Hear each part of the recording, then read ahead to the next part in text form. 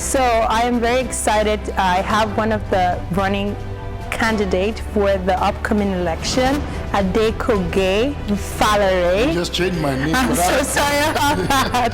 That's good because you makes me realize I'm in Canada. Yeah. I always have to teach that every time at the office, so it's one of those things. So I'll just let you introduce yourself then. Well, my name is Adegoke Fadare. I'm an aspirant in the upcoming election for for presidency in the Association of Nigerians living in Nova Scotia, and I'm looking forward to a great time with this interview. Yeah, so let's set the ball rolling. So I'm ready for that. Perfect. Can you tell us a little bit about yourself? Yeah. Okay. When I was a whole lot younger, I would have said, well, I'm Adegoke 5'10", 3/4 chocolate skin, but I'm no longer that. I have a bit of gray hair now, so the story is a bit different. I'm a father of two amazing kids. I'm a husband to my beautiful wife. She just made me some really good meal now, so I feel all fired up and ready.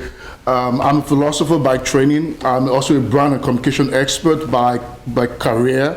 When I found myself in Nova Scotia, I got into the car business so I could sell for a living. So I believe that you're selling something, either an idea, a concept, a way of life. Everybody's selling something. So I just believe that we're created to create value, and that's what I live for. That's an interesting perspective to have about life.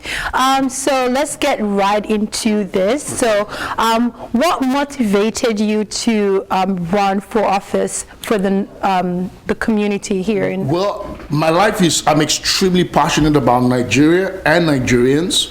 One of it, because of my passion for Nigeria, I was heavily involved in the last election, trying to bring about a new candidate and things like that.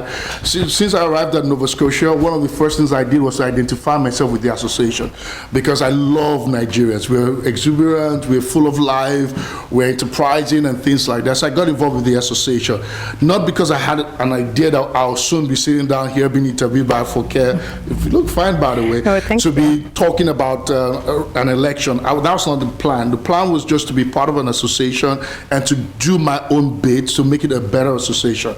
So I worked closely with the outgoing executives, led by Kule, and we did an amazing job. It was just for about 6 months. Like someone once told me, he said, Kule moved the association from analog to digital. And I thought it was important that we do not just have a manager, but we have somebody that will blaze new trails, that will lead the frontiers for where we are going as a people. And I clearly believe that I represent that, and there are a couple of people who believe that, and I got nominated and also been backed and endorsed by a couple of individuals across board. People who have been here for a long time and people who recently arrived here. All right, perfect. I'm talking about time duration.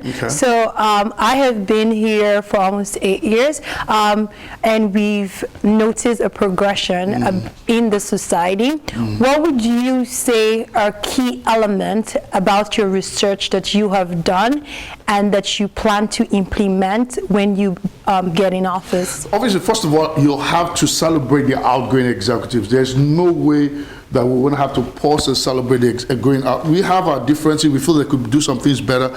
But I believe that anybody who starts a thing is worth it, because one of the hardest things to ever do is to actually start. There are many people with dreams, aspiration, goals, and it's all just on a piece of paper. But they started something, and I think that some of the things they've started needs to be improved on and better. Some of the things that they've started was the fact that they initiated a bursary, which is good. The money might be little. So part of the things we're going to do, we're going to increase that money, and we're going to also spread it. So because I noticed a trend that in the last 2 editions, it has only been Dalhousie students that have been winning. So we will have a bursary system that will be for Dalhousie, for St. Mary's, or even for what's it called? Mount Vincent University. Vincent University. So we're going to have that spread across, and the money will be increased, and we will find the money to be able to do that. So for me, those are good things they've done. Another thing they also did was the old passport thing. Actually, that's what people see it as the biggest benefit of being a member. That's why when it's time for a passport, people will start paying up their membership. Which shouldn't be the case. We should always support the association regardless. And so that's another beautiful thing that they've done. And they've also done there's a third one about having to celebrate our people. So what I'm going to do is simple, is how to get the association behind people, individuals. Because one of the greatest challenges people have had is that people didn't really feel the association that much. They couldn't feel the benefits of the association. And one of the things I'm proposing, that's why we're running as a bridge builder. Our slogan is we're bridging bridges across. We're not going to be a cocoon. We're going to reach out, and we're going to reach internally and externally. So what we want to do is so that each member gets and benefits from the association, from the children all the way to the women, the men, international students, our members, because we have members, and then also finally the community. So different things we want to do.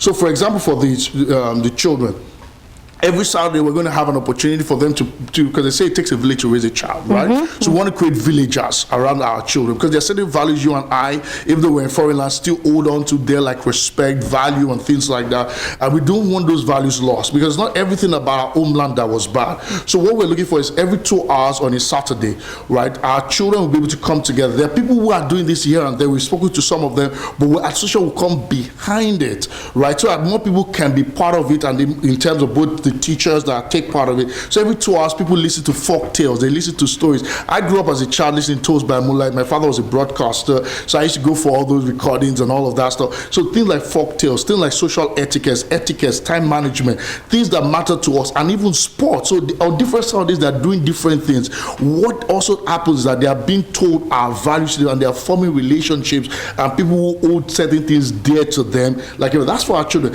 I'm hoping that during the summer period, we're going to also have what we call a coding, where we're bringing people from Ontario to basically come and teach our children how to code for a whole week. So during summer will not just be trying to just while away another time at daycare where they're not learning nothing, but an opportunity for people to come together and learn coding. And we're talking about people from Ontario who will come for a whole week, and those are things that we're thinking about. So the association is going to benefit people. That's why I ask people, I know $50 might look like a lot of money to you, but I ask you to pay that $50. You're going to get so much value, because we're going to open up this, first of all, to paid members before anybody else, and every other person is going to pay a different kind of price. So during the Nigerian week, we had Nigerian week, which was really good, but there was really not much for the children. So but during the Nigerian week this time, we're going to have a competition of children of Nigerians competing with other children's nationalities from Philippines, India, and the rest. So what that does is that they begin to have a broader horizon on how to live in terms of dwell with people one-on-one, and also create new kinds of relations beyond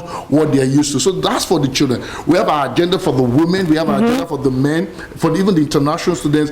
For like, one of these our members always complain about, that when people had issues, there was nobody there for them, and things like that. So we have what we're going to call the first respondents. The first respondents is going to be headed by the welfare. So that's why the vision one has is something that would encompass every portfolio. Okay. And each person will now begin to find greater expressions within those visions. So we have something that welcomes people from the airport. So these people are called the first responders. They have represented in different places, but headed by the welfare.